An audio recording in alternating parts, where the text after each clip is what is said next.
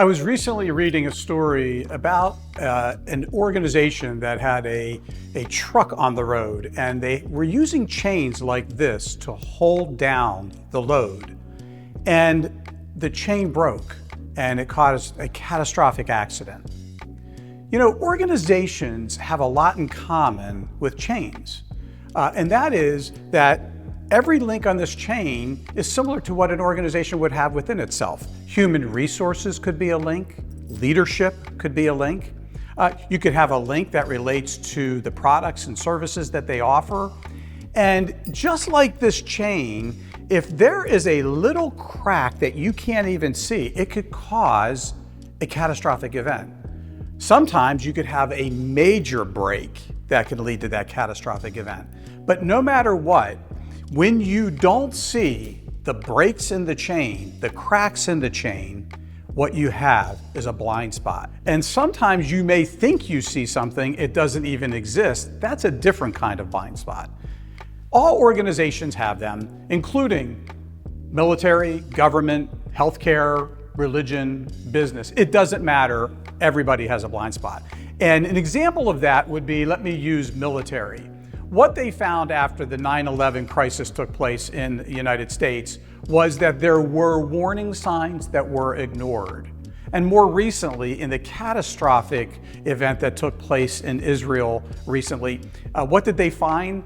There was data that showed that something like that was being planned and they just missed it. One of the things that all of these organizations have in common with blind spots, somebody usually sees something, but it goes ignored. So how do organizations develop blind spots? Three different ways. Number one, sometimes there's a cluelessness. Cluelessness has to do with they're just missing what's in front of them. Decades ago, the Bernie Madoff crisis in the financial service industry was an example. It was one of the biggest losses of money in financial services in US history due to fraud. And there were investigators, there were people who saw it and even raised their hands and yelled out, and it was ignored. They were clueless. Secondly, some people are just convinced they're right. That's called groupthink. I just read recently of a hospital that lost a $64 million lawsuit. That hospital is one of the premier hospitals in the United States, but the jury found them guilty of doing something that they deemed inappropriate that harmed a patient. And what they were was, in a sense, convinced that they were right as a hospital. Even after the verdict was announced, that hospital leadership said, we were still right. That is a sign of a blind spot and being too convinced. Lastly is when you're cocky, you're overconfident due to your successes. Many of you who are a little bit older may remember the store chain Circuit City. Circuit City was the electronic capital of the United States for many years in the 80s and 90s. Circuit City had a chance to buy out Best Buy when Best Buy was small. I think it would have been $30 million they could have purchased. And they ignored it because they thought Best Buy was not a threat. That is an example of a business being cocky. So these are three ways organizations miss blind spots: cluelessness, being convinced, or being cocky. The conclusion is you're missing the point and you're going to probably experience the consequences. So when organizations are trying to avoid blind spots, how can they do better? Well, let me share 4 ways that we could all do better as leaders. 1, always assume there's a blind spot. Remember that chain that I showed you?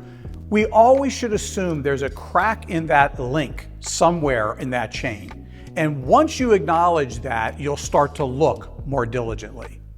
Number 2, seek honest feedback from staff and customers. Usually they're the ones that can tell you where the cracks are forming.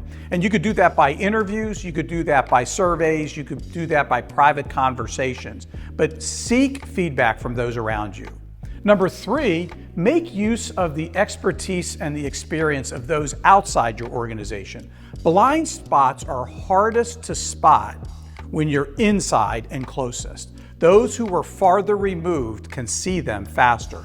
They could be outside peers, they could be outside consultants, they could be outside friends even, who are not as close to the situation as you are. And number 4, utilize the 4-box tool to test your assumptions as a leader.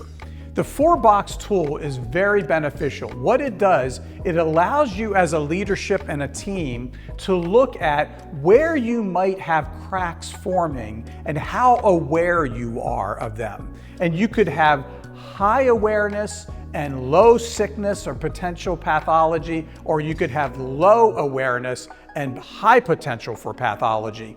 This is your worst risk right here. You have low awareness of the blind spot and you have a high risk for a crisis.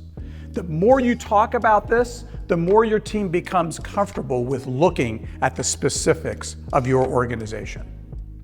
Every organization has blind spots. It's not unique to you or unique to me. The issue is how to make yourself more aware of them and try to catch them before they become a crisis.